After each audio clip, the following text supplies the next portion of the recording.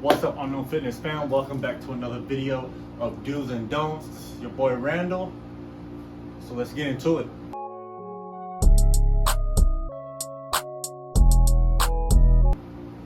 Alright, what we're going to talk about today is having the right gear when you're going to the gym. So what I have right next to me to my right is pretty much what I use on a day-to-day basis on what I need when I go to the gym.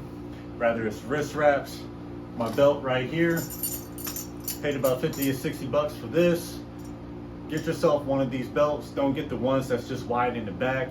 Get one that's just going to be wide in general. Either the buckles or the lever action belts. Invest in one, and a good one is going to run you close to $100, but it's better to pay for quality than quantity. You pay cheap, you get cheap. So don't skip out and bullshit on your belts. Pay the good price to get a good one.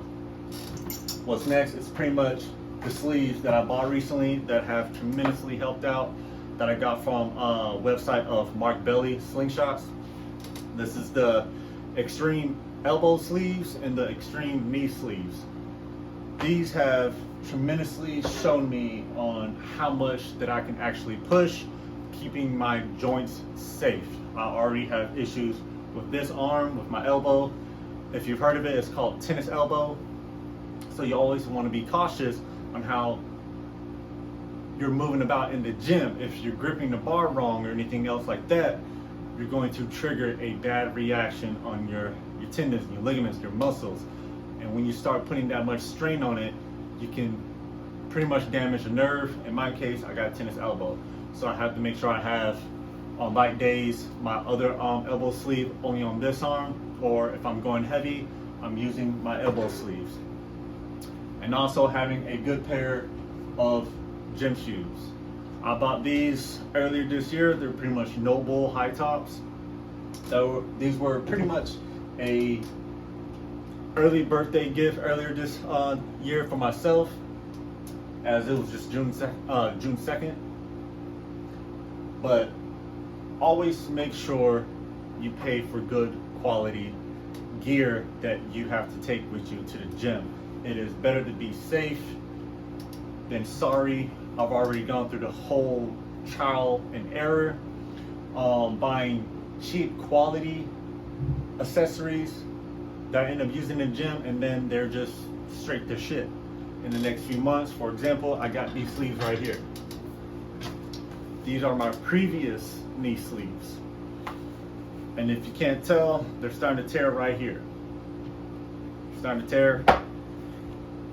Starting to tear. Wasn't as stiff. Too stretchy.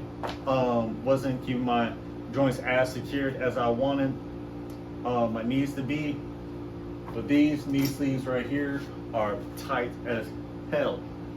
I can vouch for these. So if you end up going towards Mark Belly, these extreme ones, the new updated versions of them, from the grippy versions of these knee sleeves, these work like wonder. No knee pains, no knee popping or anything else like that of that nature. But at the end of the day, always make sure you pay for quality stuff that will keep you safe. Your belt, elbow sleeves, your knee sleeves, wrist wraps, pretty much the basics. For me, the wrist wraps, I have a weak wrist.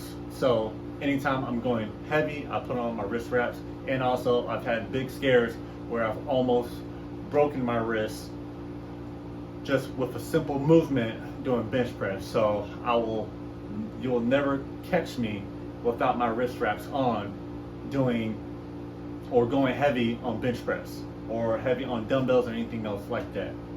So you can crack jokes if you see me just wearing them at all times, but it is because I've had a big scare before in my life, and I'm not going to risk the fact of breaking my wrist or injuring myself doing something stupid and not being safe. So that's pretty much it. Don't forget to like, comment, and share at the bottom of this video. And there's anything else you want me to talk about, go ahead and put it down in the comment section, and I'll make sure I do my best to get right back at y'all.